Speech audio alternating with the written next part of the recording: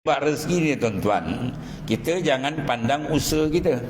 Usaha disuruh buat, ikhtiar disuruh buatlah. Nak buat macam mana kita nak adjust ke, buat, kita tak ada masalah. Jangan pandang yang sini, yang baru ni, pandang yang siap. Ya, ma fil azal, benda dah siap. Rasulullah menyatakan masya Allahu kan wa ma lam yasha lam yakun. Apa yang Tuhan kendaki itu saja berlaku. Apa yang dia tidak kendaki takkan berlaku. Jadi apa yang berlaku telah, sedang dan akan datang, dia duduk dalam masyiatillah, dalam taksis iradat Tuhan. Dia rezeki yang kita dapat ni sebenarnya dah siap, bukan baru datang ni kan. Ya, doa kita sekian baru dapat rezeki. Wah, ni doa saya, doa kita datang kemudian. Ya. Betul tak tuan-tuan kalau kita cakap dengan orang, mak saya dengan bapak saya menikah, saya hantar surat jemputan.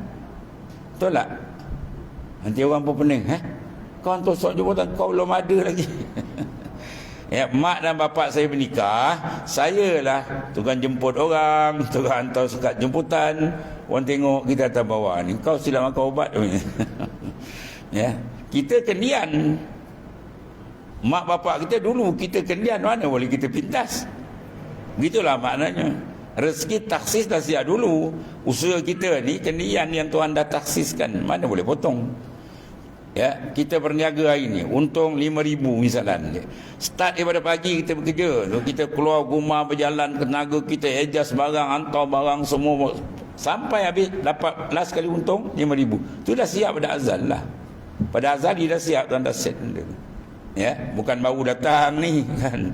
Kalau kita pandang baru datang, kita akan tak kenal Tuhan dia.